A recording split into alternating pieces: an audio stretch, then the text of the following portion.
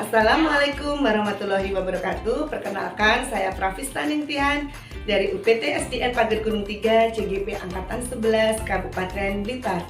Dalam video ini saya akan menayangkan kegiatan diseminasi aksi nyata modul 1.4 tentang budaya positif. Selamat menyaksikan.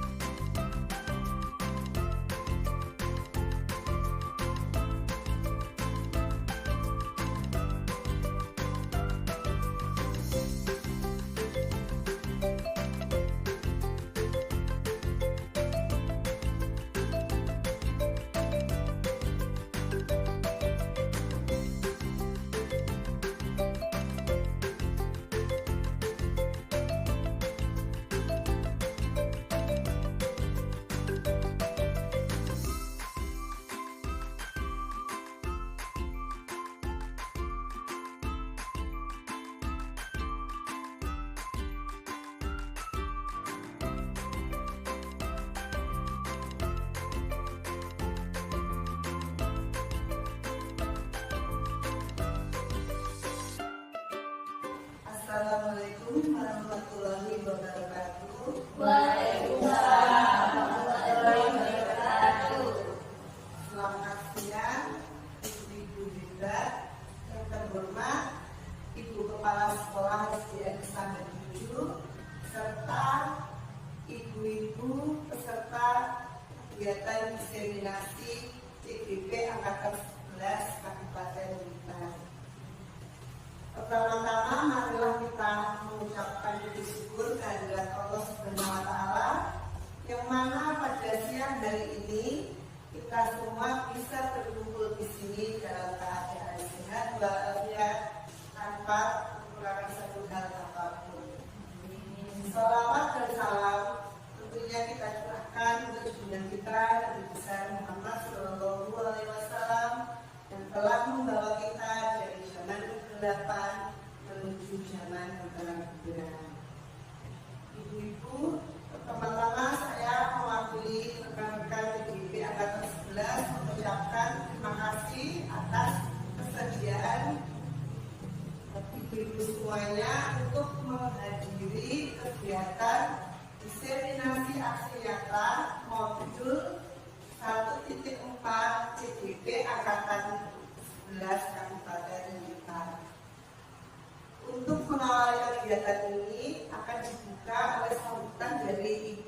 kepala sekolah atau yang mewakili.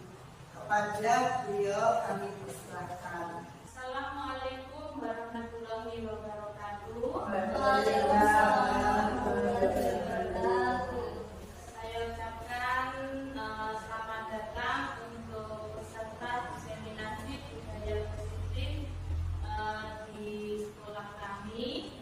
Saya mewakili Ibu Kepala Sekolah untuk menyambut Ibu peserta diseminasi hari ini karena beliau hari ini ada kegiatan dinas di luar.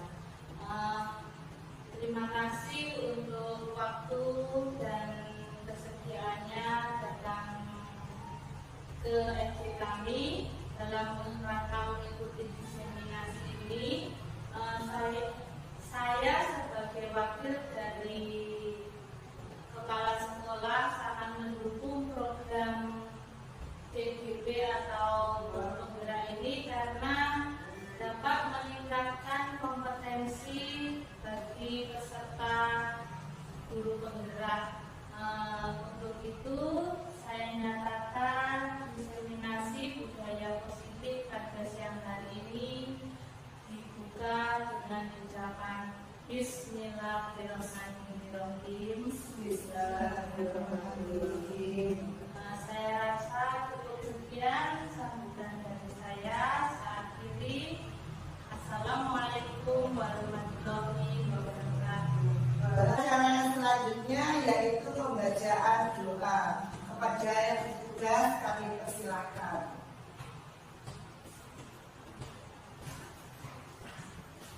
Assalamualaikum warahmatullahi wabarakatuh. Waalaikumsalam warahmatullahi wabarakatuh. Sekalian, berbahagia, semoga kita sama-sama berdoa agar benar-benar berhasil hari ini dengan diseminasi dapat bermanfaat untuk kita semua dan kita semua dapat mengimplementasikan dari kita masing-masing. Bila agama Islam, saya pikir dengan beda agama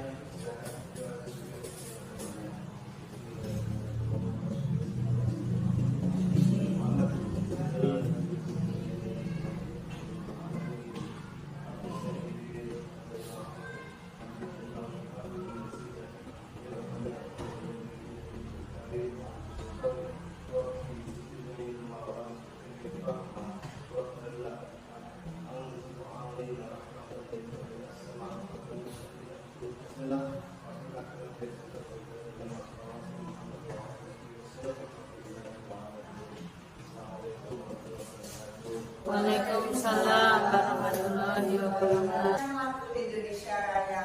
Hadirin dimohon berdiri. Kepada yang bertugas kami persilakan.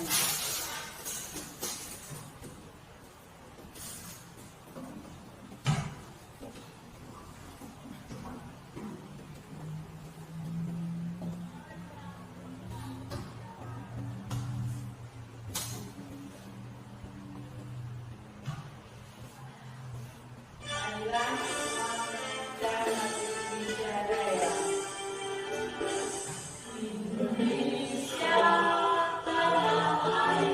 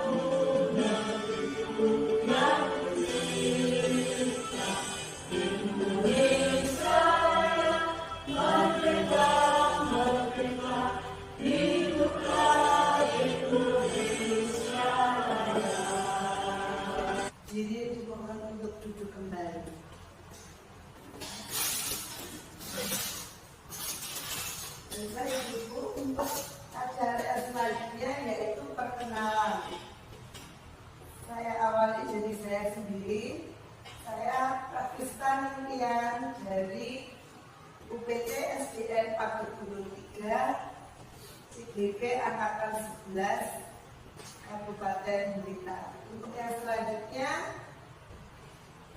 yaitu ajak Ibu administrasi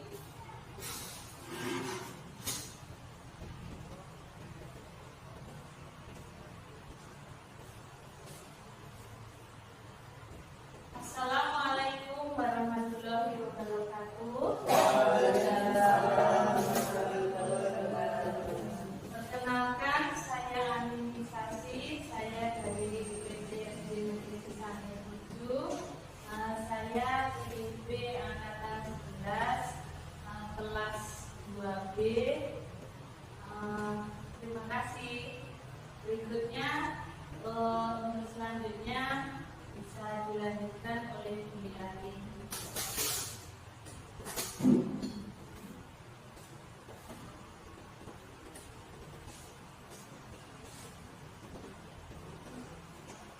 Terima kasih Bapak Ibu. Perkenalkan, saya CGP Angkatan 19 bersama dengan ibu yang lain. Saya dari UPT SD Negeri Cipanat 2. Terima kasih. Monggo disambung Bu Reni.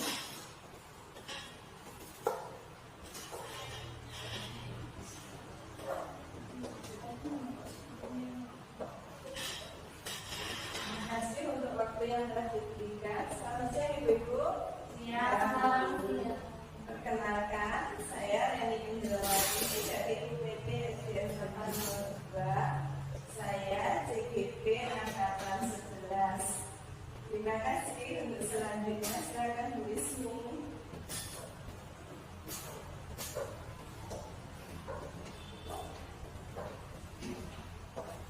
Selamat siang Bapak Ibu. Perkenalkan, nama saya Hanifah Husni, calon guru penggerak Angkatan 11 UPT SDN Tepas 01 Kabupaten Blitar. Terima kasih. Baiklah Ibu, sekarang kita sudah pada acara ini yaitu diseminasi budaya positif aksi nyata modul 1.4 CGP Angkatan 11. Adapun materinya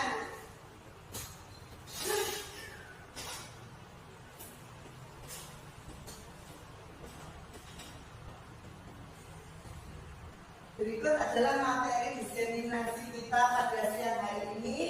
Yang pertama yaitu perubahan paradigma belajar, disiplin positif, motivasi perilaku manusia, kebutuhan dasar manusia, posisi kontrol, restitusi, keyakinan kelas, dan ketiga restitusi.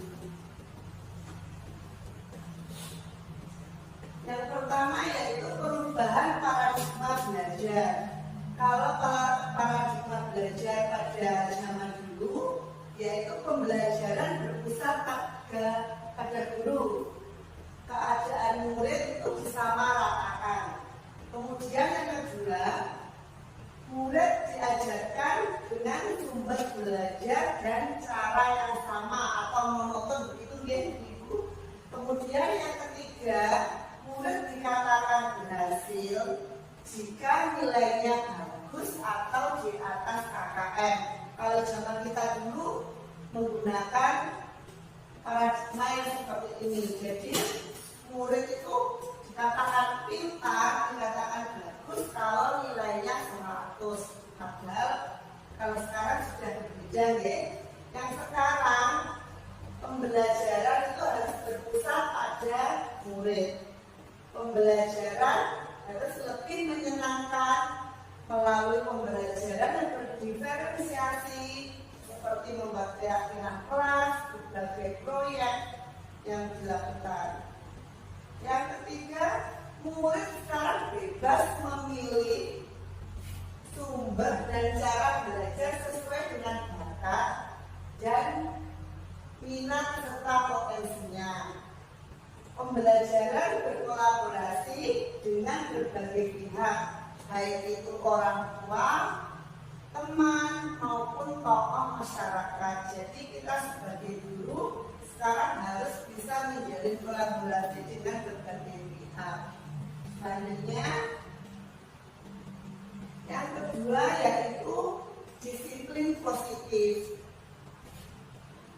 Disiplin positif merupakan pendekatan untuk menerapkan disiplin dari dalam diri anak tanpa hukuman ataupun hadiah. Pendekatan dalam pengelolaan perilaku siswa yang berfokus pada solusi dan dari sebuah kesalahan. Jadi memfokuskan pada solusinya daripada kesalahan yang dilakukan. Nah, disiplin positif bisa menguatkan hubungan positif antara kita guru dengan siswa. Adapun tujuan dari penerapan disiplin positif yaitu agar terbentuk murid-murid yang berkarakter, berdisiplin, santun, jujur, peduli, dan bertanggung jawab. Kemudian yang ketiga yaitu motivasi perilaku manusia.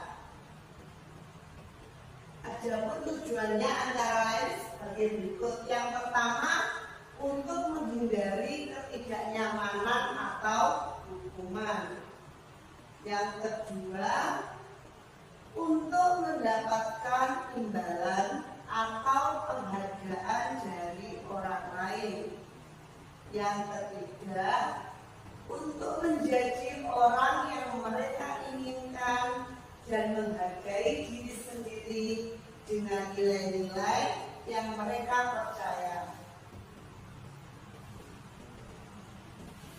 Lanjut yang keempat yaitu kebutuhan dasar manusia. Adapun kebutuhan dasar manusia antara lain yang pertama yaitu bertahan hidup atau survival. Yang kedua, kasih sayang dan rasa diterima, love and belonging.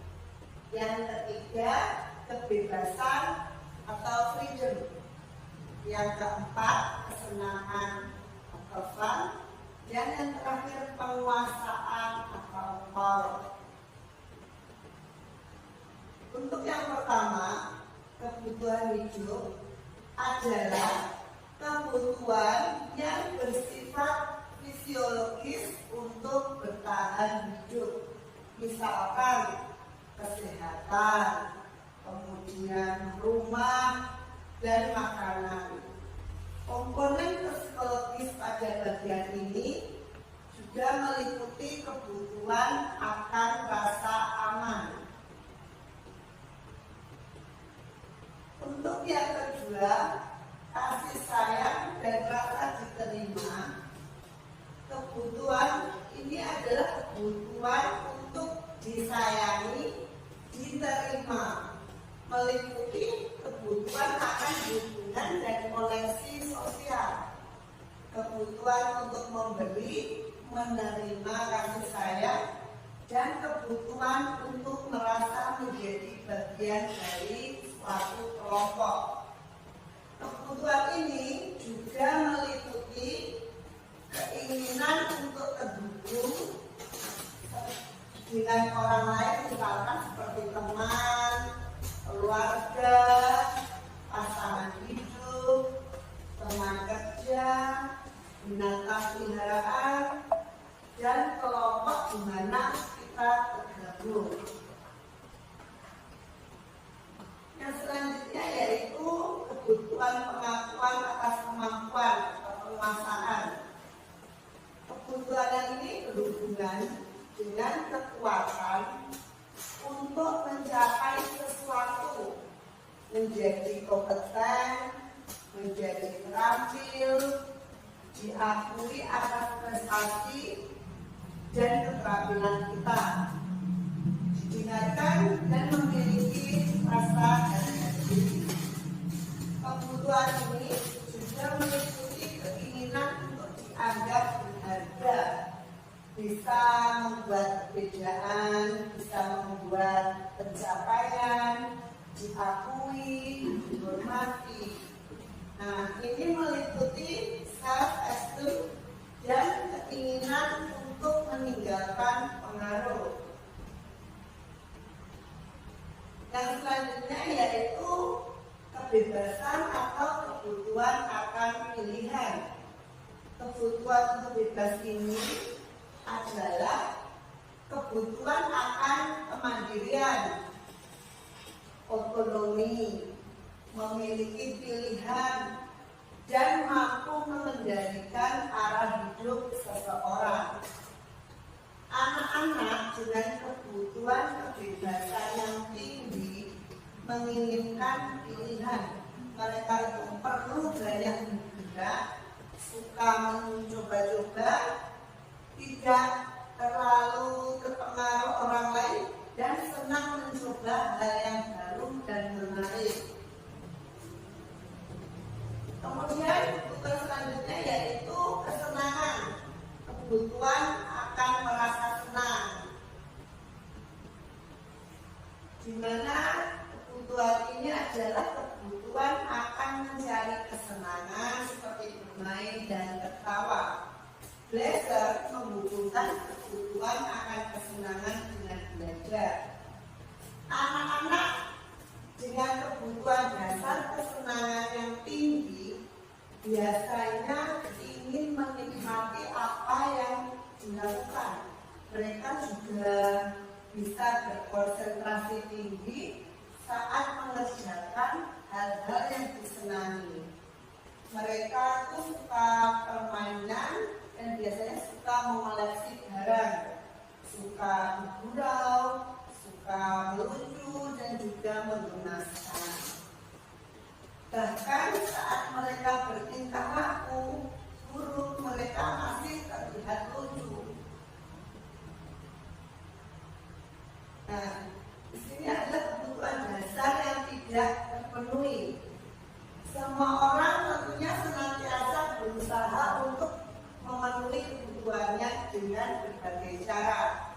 Bila mereka tidak bisa mendapatkan kebutuhannya dengan cara yang positif, mereka bisa melanggar peraturan atau melakukan hal-hal yang tidak sesuai dengan nilai-nilai pendidikan. Seorang murid yang tidak begitu berhasil secara akademik, mungkin kebutuhan akan permasalahan tidak terpenuhi di sekolah. Oleh karena itu, makanya dia akan mencoba untuk memenuhi kebutuhannya akan permasalahan itu dengan mencoba mengatur temannya, mengatur orang lain di lapangan bermain misalkan, atau bahkan menyakiti mereka secara fisik, biasanya melukai temannya atau menyakiti temannya. Nah, kita sebagai guru, kita dapat melibatkannya dalam kegiatan yang memberi peluang murid tersebut membuat pencapaian yang berarti.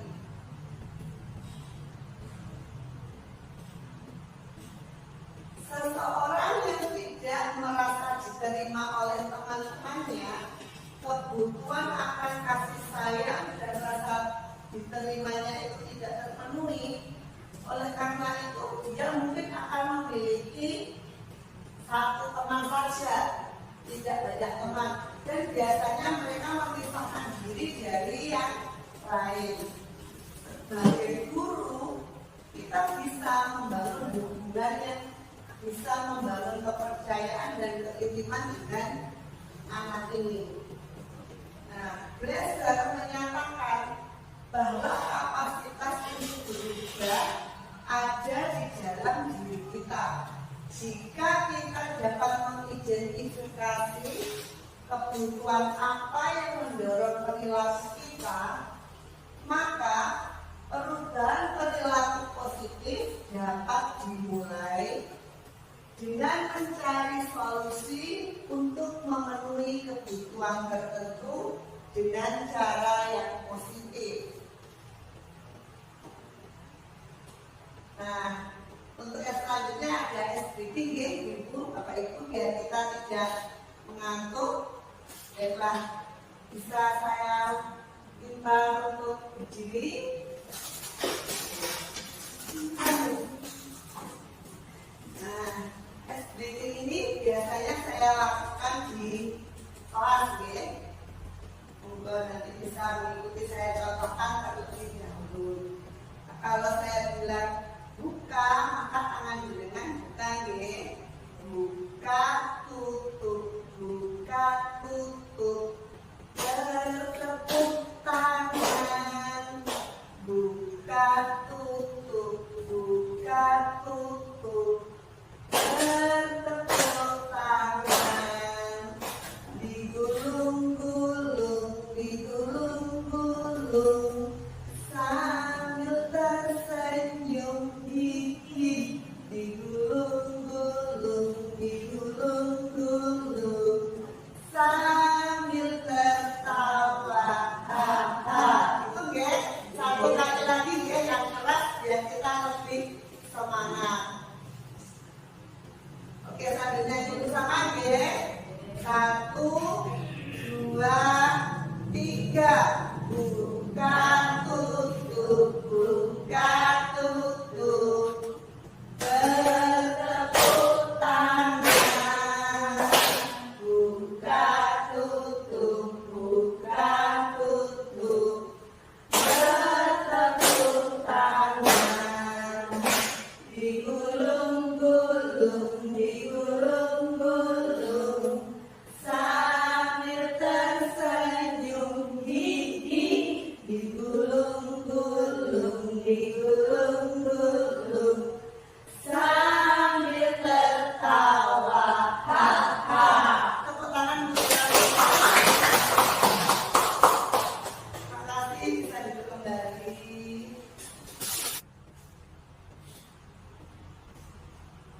Baik, Bapak Ibu sekalian, untuk materi selanjutnya yaitu tentang 5 posisi kontrol seorang guru. Jadi dalam menangani setiap kasus yang dialami oleh beberapa siswa itu, kita harus bisa memposisikan diri kita harus sesuai yang mana. Ada 5 posisi kontrol seorang guru. Yang pertama yaitu guru sebagai pembuku. Di sini apabila anak-anak mengalami suatu kasus itu, Bapak Ibu guru mengambil posisi kontrol sebagai pembuku. Kemudian yang kedua, guru sebagai pembuat rasa bersalah. Jadi apabila anak-anak di kelas itu mengalami atau debat dengan temannya, itu Bapak Ibu guru atau saya sendiri bisa mengambil posisi kontrol sebagai pembuat rasa bersalah bagi siswa yang mengalami kasus tersebut. Kemudian yang ketiga yaitu guru sebagai teman. Di sini sebagai teman ini apabila anak-anak mengalami suatu masalah, kita bisa mengajak ngobrol atau face to face dengan anak tersebut sehingga posisi kita sebagai teman anak tersebut menjadi tidak takut. Kemudian yang keempat yaitu guru sebagai pemantau. Jadi pemantau hanya mengamati saja. Kemudian yang kelima ini adalah yang sulit bagi saya, yaitu bertindak sebagai manajer. Jadi kita itu tidak memihak kepada anak yang bersalah maupun anak yang menjadi korban. Untuk lebih jelasnya dari materi 5 posisi kontrol seorang guru ini, mari kita saksikan video bersama-sama. Berikut adalah video tentang 5 posisi kontrol.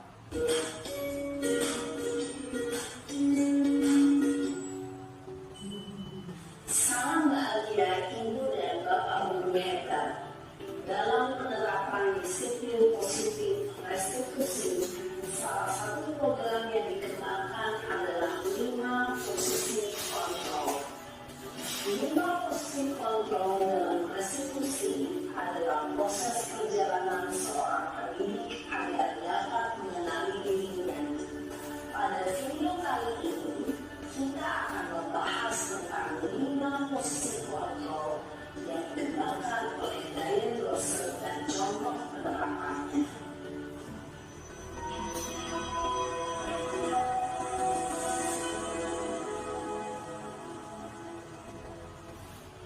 Lima posisi kontrol itu adalah: 1. Posisi penghukum. 2. Posisi pembuat rasa bersalah. 3. Posisi tenang. 4. Posisi pemantau atau monitor. Dan 5. Posisi manajer. Untuk lebih memahami kelima posisi tersebut, mari kita saksikan kasus Naren yang terlambat hadir 20 menit di sekolah dan melihat bagaimana kelima posisi kontrol dalam menghadapi masalah tersebut.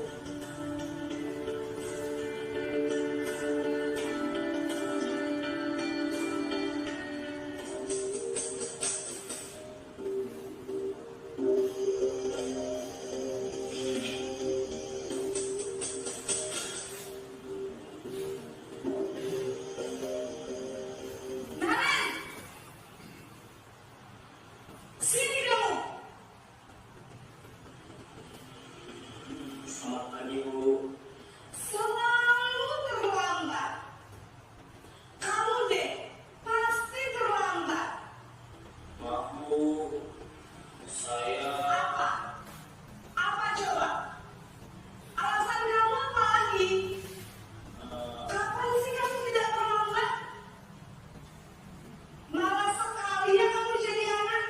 saya Dasar pemalas. Gak kapok-kapok sih kamu. Sudah berapa kali terlambat? Sana, kamu keliling lapangan basket 2 kali. kenapa saya harus ke lapangan basket, Bu? Kenapa? Kamu melawan ibu. Berani-beraninya jawab. Sudah terlambat, masih berani jawab enggak? Sekarang, keliling lapangan basket 5 kali sekalian. Biar kapok. Cepat. Pergi sana ke lapangan basket. Posisi penghukum biasanya berbicara dengan nada tinggi, menghardik, menunjuk-nunjuk, menyakiti, dan meninju. Hukuman bisa berupa fisik maupun psikis. Ibu dan Bapak Guru hebat, dampak yang terjadi pada murid ketika guru berada pada posisi penghukum adalah murid cenderung akan memberontak, bahkan menyimpan dendam.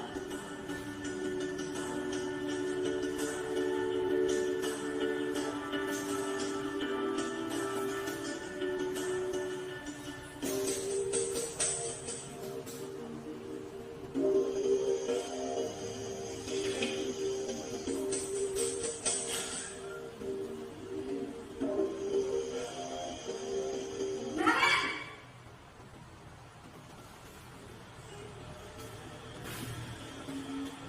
Selamat pagi, Bu.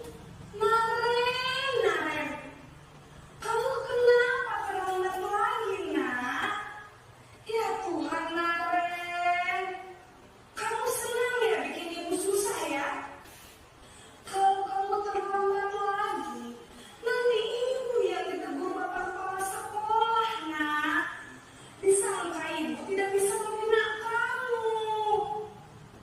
Duh, gimana ini?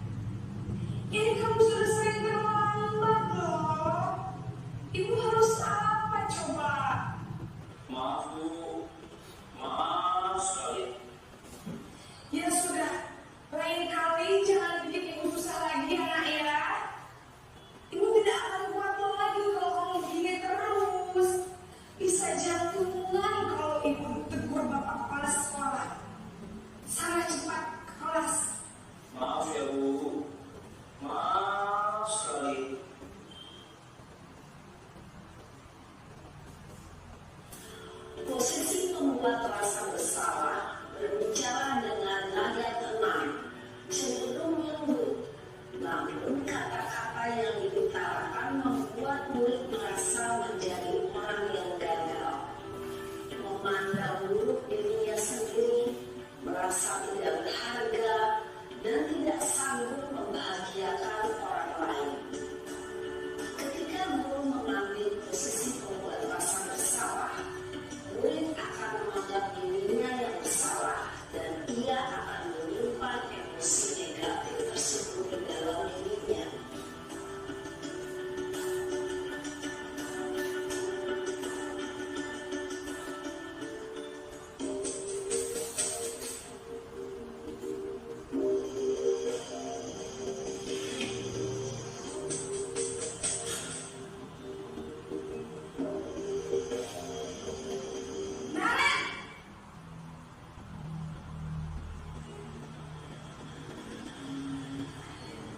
Selamat pagi, Bu.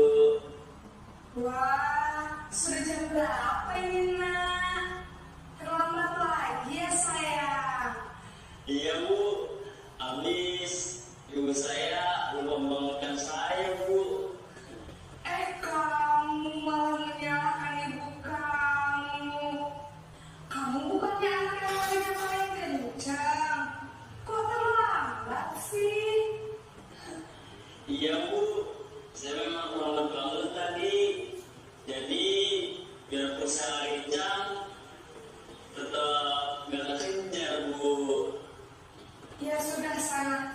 Nanti lain kali larinya lebih kencang lagi ya. Biar gak terlambat lagi. Bikin seneng ibu. Demi ibu. Bisa kan? Bisa, Bu. Ya sudah sana masuk kelas. Ibu beresin urusan absen kamu. Kamu ini ada-ada saja. Dalam posisi teman, guru berbicara dengan nada suara ramah, akrab, cenderung bersedia gurau untuk menjaga suasana tetap santai. Murid akan merasa senang, aman, dan akrab dengan guru. Identitas yang tercipta adalah identitas sukses atau berhasil. Namun, perlu diingat, karena ini masih dorongan eksternal, maka ada faktor ketergantungan dari murid kepada orang tertentu. Di sini, guru absennya, sehingga di lain waktu, murid bisa berperilaku baik, namun hanya kepada orang-orang tertentu saja.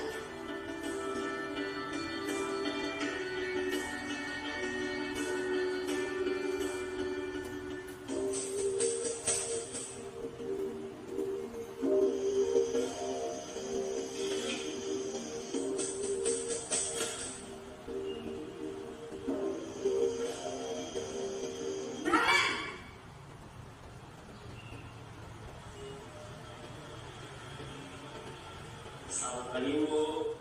Naren, apa peraturan sekolah kita tentang jam berapa kita harus masuk sekolah, Nak? Kita harus di sekolah jam 7, Bu. Iya betul, sekarang sudah jam 7.20. Naren sudah tahu konsekuensinya jika terlambat hadir. Paham, Bu. Saya harus tinggal kelas pas jam istirahat selama 20 menit. Iya benar, konsekuensinya demikian. Jadi nanti jam 9.30 pas istirahat, kamu harus tinggal di kelas, kerjakan tugas tambahan untuk ketertinggalan kamu, ya? Baik, Bu.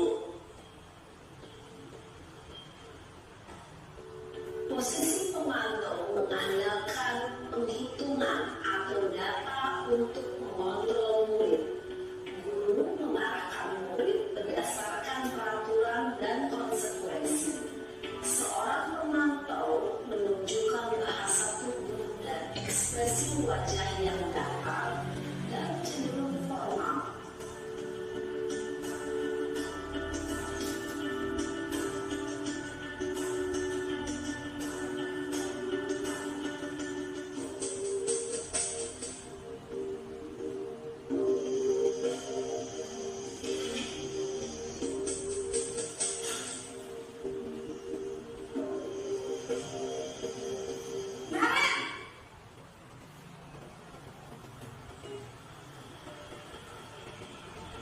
Selamat pagi Bu.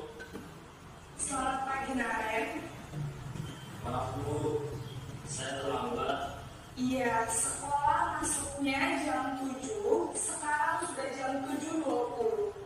Jadi sekarang bagaimana ini Naren? Maaf Bu, saya lupa setelah saya semalam. Baiklah, menurut kamu, keyakinan sekolah yang mana yang perlu kamu tingkatkan? Menghargai diri sendiri dan orang lain mungkin ya Bu. Setuju. Jadi, apakah Naren meyakini prinsip saling menghormati tersebut? Iya Bu, saya meyakininya. Apakah Naren bersedia memperbaiki masalah keterlambatan ini? Bersedia Bu. Bagaimana kamu akan perbaiki masalah keterlambatan ini? Saya akan coba untuk tidak lupa menyetel alarm saya Bu. Baik, kalau Naren lupa menyetel alarm di rumah, ada orang yang kira-kira bisa bantu mengingatkan tidak? Ada Bu, kata saya, Kak Emma. Ada lagi selain Kak Emma? Selain Kak Emma, ada ibu saya. Baik, jadi yang mengingatkan Naren adalah Kak Emma dan ibu kamu ya? Kira-kira akan mulai setel alarm kapan nih Naren? Setelah pulang sekolah, akan segera saya lakukan. Baik, jadi Naren akan setel alarm untuk bangun besok pagi dan akan diingatkan oleh kakak dan ibunda Naren ya. Ada lagi yang mungkin perlu dilakukan Naren agar tidak terlambat bangun lagi. Tidak ada Bu. Baik Naren, terima kasih untuk kerjasama kamu. Sekarang kamu perlu kembali ke kelas untuk belajar. Baik Bu, terima kasih. Posisi manajer adalah posisi kontrol yang disarankan untuk membimbing murid memiliki sikap disiplin yang positif, yaitu murid yang mandiri, bertanggung jawab, dan dapat memecahkan masalah. Tujuan dari posisi ini adalah agar murid dapat berefleksi atas tindakannya. Guru akan dengan tulus memberikan pertanyaan-pertanyaan bermakna, sehingga membuat murid dapat belajar dari kesalahannya dan mencari sebuah solusi untuk menyelesaikannya. Ibu dan bapak guru hebat, setelah mengamati adegan kelima posisi kontrol tadi, kira-kira posisi mana yang paling ideal? Posisi mana yang dapat menunjang motivasi intrinsik murid? Ya, tentu posisi manajer. Posisi ini memang posisi ideal yang ingin dituju setiap pendidik. Pada posisi inilah, guru dapat menerapkan disiplin positif yang berpihak pada murid, yang memerdekakan murid. Perjalanan seorang pendidik tentunya tidak mudah untuk sampai pada posisi seorang manajer. Namun, tujuan kita pasti, yaitu menciptakan murid-murid yang mandiri, merdeka, dan bertanggung jawab.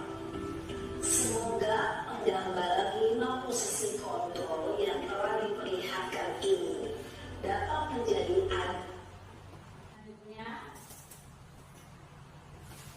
setelah Bapak Ibu menonton video yang durasi agak panjang tadi tentang 5 posisi kontrol guru, kemudian ini adalah penjelasan dari kontrol guru penghukum. Sebagai penghukum itu bisa menggunakan hukuman fisik maupun verbal. Orang-orang yang menjalankan posisi penghukum senantiasa mengatakan bahwa sekolah memerlukan sistem atau alat yang dapat lebih menekan murid-murid lebih dalam lagi. Kemudian penghukum itu biasanya bersuara tinggi, bahasa tubuhnya, mata melotot dan jari menunjuk-nunjuk ataupun menghadap. Dan hasilnya yang kemungkinan murid itu marah dan menjadi pendendam atau bersifat agresif. Lanjut. Kemudian untuk yang kedua, membuat rasa bersalah. Biasanya guru akan bersuara lembut. Membuat rasa bersalah akan menggunakan keheningan yang membuat orang lain merasa tidak nyaman, bersalah atau menjadi rendah diri. Pada posisi ini, murid akan memiliki penilaian diri yang buruk tentang diri mereka. Murid merasa tidak berharga dan mengecewakan orang-orang yang disayanginya. Kemudian pada posisi ini membuat nada suara biasanya memelas, halus, sedih, dan bahasa tubuhnya merapat pada anak ataupun lesu. Hasilnya murid akan merasa bersalah dan bangga. Bisa dilanjut. Untuk posisi teman ini, guru tidak akan menyakiti murid, namun akan tetap berupaya mengontrol murid melalui persuasi. Jadi posisi teman pada guru ini bisa negatif ataupun positif. Positif di sini berupa hubungan baik yang terjalin antara guru dan murid. Guru di posisi teman menggunakan hubungan baik dan humor untuk mempengaruhi seorang teman. Biasanya menggunakan nada suara yang ramah, akrab, dan bercanda. Bahasa tubuhnya merapat pada murid, mata kemudian bisa tersenyum dengan jenaka. Hasilnya murid akan merasa senang dan menjadi akrab dengan guru. Ini termasuk dampak yang positif. Hanya saja terdapat sisi negatifnya, yaitu murid menjadi tergantung pada guru tersebut. Bila ada masalah, dia akan mengandalkan guru tersebut untuk membantunya. Lanjut. Untuk posisi pemantau ini bisa berarti mengawasi. Pada saat kita mengawasi, kita bertanggung jawab atas perilaku orang-orang yang kita awasi. Posisi pemantau berdasarkan pada peraturan-peraturan dan juga konsekuensi. Dengan menggunakan sanksi atau konsekuensi, kita dapat memisahkan hubungan pribadi kita dengan murid. Biasanya pada posisi ini menggunakan nada suara datar dan juga bahasa tubuh yang formal. Hasilnya, murid memahami konsekuensi yang harus dijalankan karena telah melanggar salah satu peraturan sekolah. Guru tidak menunjukkan suatu emosi yang berlebihan atau marah dan juga membuat merasa berbuat salah. Kemudian murid tetap dibuat tidak nyaman, yaitu dengan harus tinggal kelas pada waktu jam istirahat dan mengerjakan tugas. Guru tetap harus memantau murid pada saat mengerjakan tugas di jam istirahat karena murid tidak bisa ditinggal seorang diri. Kemudian untuk posisi kontrol yang terakhir yaitu manajer, yaitu posisi di mana guru berbuat sesuatu bersama dengan murid, mempersilahkan murid mempertanggungjawabkan perilakunya, mendukung murid agar dapat menemukan solusi atas permasalahannya sendiri. Biasanya menggunakan nada suara tulus, bahasa tubuh yang tidak kaku, dan juga mendekat ke arah murid. Pada posisi manajer ini, suara guru sebaiknya tulus, tidak perlu marah-marah, tidak juga menundukkan suara, apalagi menunjuk-nunjuk dari ke arah murid dan juga berbadak pinggang, atau bersikap seolah-olah menyesal tampak sedih sekali akan perbuatan murid ataupun bersenda gurau, menempatkan diri sebagai teman. Demikianlah untuk materi 5 posisi kontrol guru. Apabila ada kurang lebihnya saya mohon maaf. Terima kasih. Terima kasih Bapak Ibu. Untuk selanjutnya saya akan melanjutkan materi berikutnya yaitu tentang keyakinan kelas. Di sini keyakinan kelas merupakan sebuah nilai kebajikan universal yang telah disepakati secara tersirat dan tersurat, lepas dari adanya latar belakang budaya, bahasa, agama, suku bangsa. Nah, hal-hal yang berupa seperti keadilan, kehormatan, kepedulian, integritas, kejujuran, pelayanan, keamanan, kesabaran, tanggung jawab, mandiri, berprinsip, keselamatan, kesehatan, dan masih banyak lagi nilai-nilai kebajikan universal yang dapat diterapkan di dalam untuk membuat keyakinan kelas kita. Ini adalah prosedur pembentukan keyakinan kelas. Yang pertama itu memberikan penjelasan kepada murid-murid tentang keyakinan kelas. Kemudian yang kedua, mempersilahkan murid-murid untuk mencurahkan pendapat tentang peraturan yang perlu disepakati di kelas mereka. Selanjutnya, yang ketiga, mempersilahkan murid-murid menyampaikan idenya tentang peraturan kelas yang mereka inginkan. Seperti apa peraturan yang mereka inginkan? Kemudian yang keempat, menyusun keyakinan kelas sesuai prosedur pembentukan keyakinan kelas. Gantilah kalimat-kalimat dalam bentuk negatif menjadi positif. Dan selanjutnya, yang kelima yaitu meninjau ulang keyakinan kelas secara bersama-sama. Beberapa peraturan dijadikan menjadi satu keyakinan kelas. Yang keenam, setelah keyakinan kelas selesai dibuat, maka seluruh warga kelas diseluruh meninjau ulang dan menyetujui dengan menandatanganinya. Dan yang ketujuh, keyakinan kelas selanjutnya diletakkan di dinding kelas atau tempat yang mudah dilihat oleh warga kelas. Selanjutnya yaitu tentang segitiga restitusi, di mana segitiga restitusi itu merupakan proses menciptakan kondisi bagi murid untuk memperbaiki kesalahan mereka, sehingga mereka bisa kembali pada kelompok mereka dengan karakter yang lebih kuat. Menurut Rosen tahun 2004, restitusi bukan untuk menebus kesalahan, namun untuk belajar dari kesalahan. Restitusi yaitu berupa tawaran dan bukan paksaan. Selanjutnya, tahapan dalam segitiga restitusi yang pertama yaitu menstabilkan identitas, yang kedua yaitu validasi tindakan yang salah, yang ketiga yaitu menanyakan tentang keyakinan.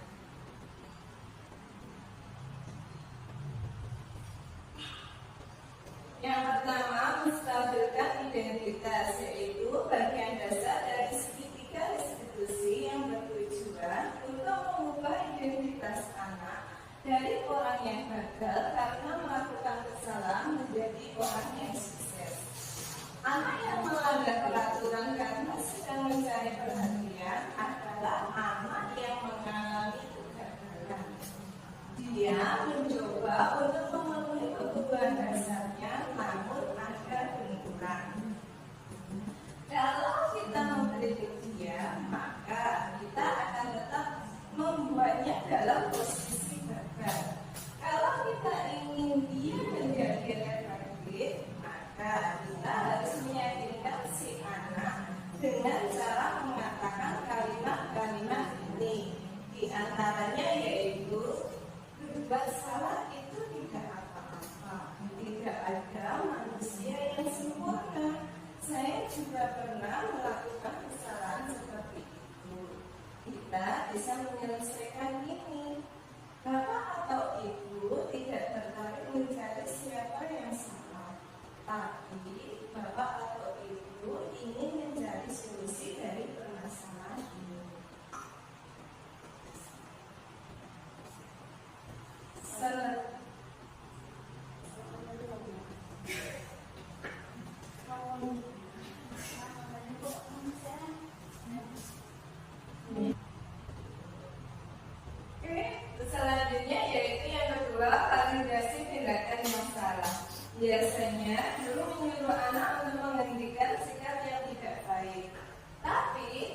kontrol menyatakan bahwa riset ini tidak manjur. Mungkin tindakan guru dengan memvalidasi sikap yang tidak baik seperti bertentangan dengan aturan yang ada. Namun sebetulnya tujuannya untuk menunjukkan bahwa guru memahami alasan dibalik tindakan murid. Kalimat-kalimat di bawah ini mungkin terdengar asing buat guru. Namun bila dikatakan dengan nada tanpa menghakimi akan memvalidasi kebutuhan mereka. Yang pertama yaitu, padahal kamu bisa melakukan yang lebih buruk dari ini ya. Kamu pasti punya alasan mengapa melakukan hal itu. Yang kedua, kamu patut bangga pada dirimu sendiri karena kamu telah melindungi sesuatu yang penting buatmu. Berikutnya yang ketiga yaitu kamu boleh mempertahankan sikap itu, tapi kamu harus menambahkan sikap yang baru. Yang ketiga yaitu menanyakan tentang keyakinan. Teori kontrol menyatakan bahwa kita pada dasarnya termotivasi secara internal. Ketika identitas sukses telah tercapai atau langkah satu dan tingkah laku yang salah telah divalidasi atau langkah dua, maka anak akan siap untuk dihubungkan dengan nilai-nilai yang dipercaya dan berpindah menjadi orang yang dia inginkan. Pertanyaan-pertanyaan di bawah ini menghubungkan keyakinan anak dengan keyakinan keras. Yang pertama,